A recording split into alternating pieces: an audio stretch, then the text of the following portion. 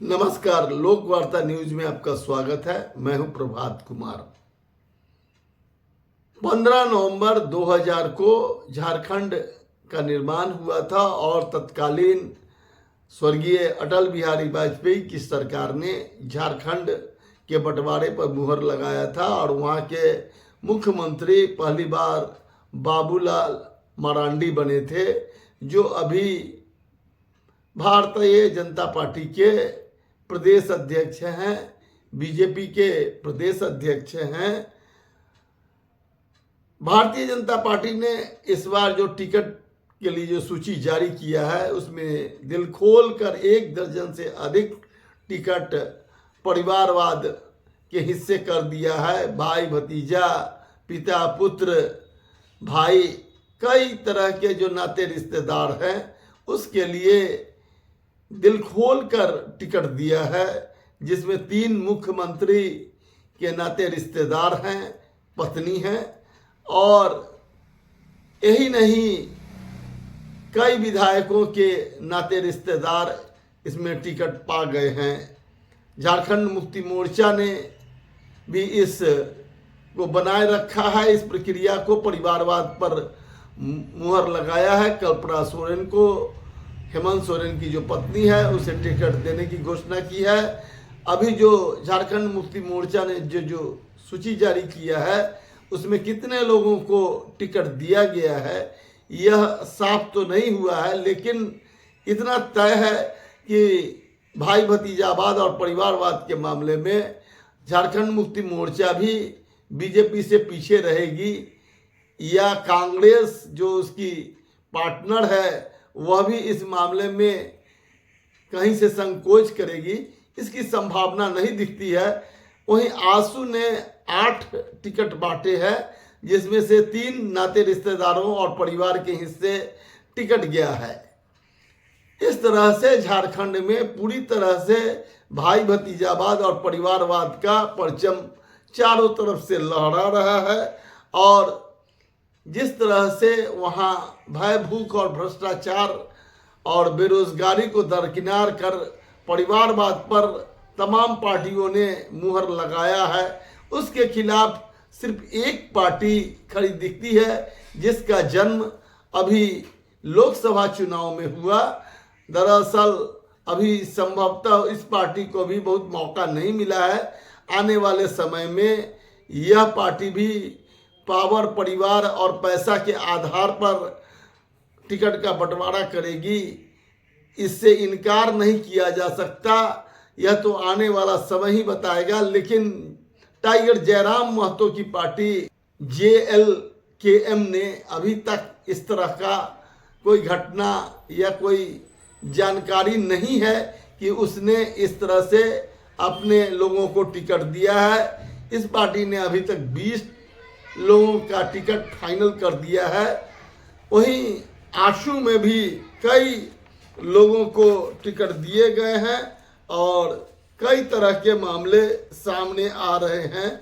और जिस तरह से कुर्मी बहुल पार्टी आशू, जिसका जन्म छात्र राजनीति से हुआ था और वह जिस तरह से वह भी परिवार में सिमट कर रह गई है, आज वहाँ के लोग बताते हैं कि आशू का मतलब पूर्व डिप्टी CM सुरेश महतो और उनके रिश्तेदार चंद्र प्रकाश हैं, चंद्र प्रकाश चौधरी का हाल यह है कि वह बड़का गांव से अपने भाई को टिकट नहीं दिला सके, तो उन्होंने अपने भाई के लिए भारतीय जनता पार्टी में जुगाड़ बैठा लिया है और उनके भाई बड़का गांव से चुनाव लड़ेंगे। आशू इतना ही नहीं, चंद्र प्रकाश चौधरी की पत्नी भी उम्मीदवार होगी और वह आशू के टिकट पर लड़ेगी। सुनीता महतो का टिकट फाइनल हो गया है। सुनीता चौधरी उर्फ सुनीता महतो भी चुनाव लड़ने के लिए तैयार है। इसी तरह से अन्य एक रिश्तेदार लंबोदर महतो को भी गोमिया से टिकट दिया गया है। ऐसी स्थिति में जिस तरह से पूरे झारखंड में पावर, पैसा और परिवार का वर्चस्व देखा जा रहा है। ऐसी स्थिति में जल जंगल हरियाली और वहाँ के भूख और बेबसी और जिस तरह से जो वहाँ की समस्या है और जिस तरह का वहाँ का संकट है, उससे किस तरह से वहाँ के लोगों को निजात मिलेगा, इस यक्ष सवाल प्रश्न का उत्तर तो आने वाला समय ही दे सकेगा। लेकिन इतना तय है कि झारखंड की जनता के साथ भयभूत भ्रष्टाचार के मामले में सारी पार्टियां छल कर रही है और बेरोजगारी को लेकर उनके पास कोई एजेंडा नहीं है। वह सिर्फ लोगों को ठगने के लिए, लोगों को लोक लुभावन नारे और घोषणाओं के माध्यम से 5 साल के लिए अपनी सत्ता के रिन्यूअल के पक्ष में है।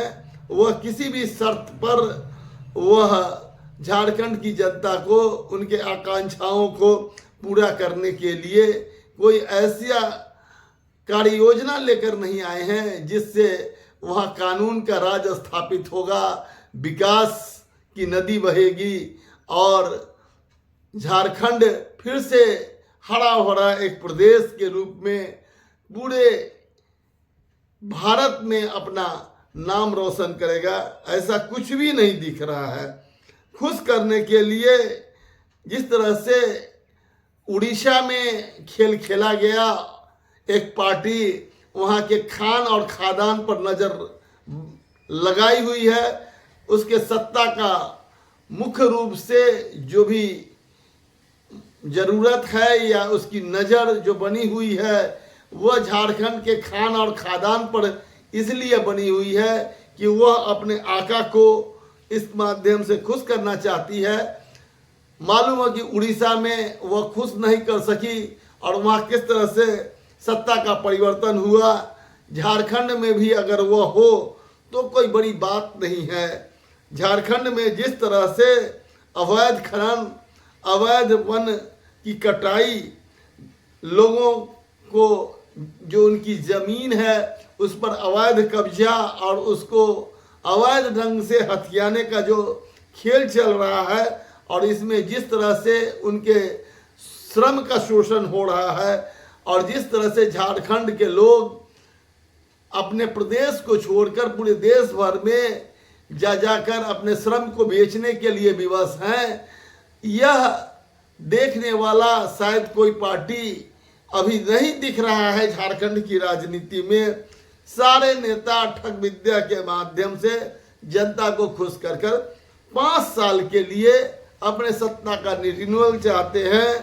छात्र राजनीति से उपजी हुआ पार्टी हो या कोई अन्य पार्टी, छात्र राजनीति से उपजी हुई पार्टी का यही हाल है कि उनके हिस्से जनता किस फटेहाल स्थिति में हो, लेकिन रांची में उनका मॉल, दुकान और बड़ा कारोबार खड़ा हो चुका है और वह अब अपने परिवार से बाहर अपने समाज के बारे में भी नहीं देख पा रहे हैं। एक छात्र राजनीति से उपजी हुई पार्टी इस बार टाइगर जयराम महतो के नेतृत्व में आई है, जिसका नाम JLKM है। वह आने वाले इस चुनाव में कितना प्रभावकारी होती है, वह अपनी बात और अपनी ताकत को कितना वहाँ स्थापित करती है, यह तो आने वाले समय में पता चलेगा। लेकिन झारखंड पूरी तरह से पावर, पैसा और परिवार के गिरफ्त में है और सारी पार्टियां इसी गिरफ्त में है। बहुत बहुत धन्यवाद। आपको अगर मेरा यह एपिसोड अच्छा लगा होगा तो आप इसे सब्सक्राइब करें और अपनी राय खुल कर दें। हम कमेंट बॉक्स में आपके जो राय हैं और आपके जो सुझाव होंगे हम उसका इंतज़ार करेंगे। यह एपिसोड अभी हम कई किस्तों में जारी करेंगे और आज हम इसकी शुरुआत कर रहे हैं, जिसका नाम है पावर, पैसा और परिवार। बहुत बहुत धन्यवाद। प्रणाम।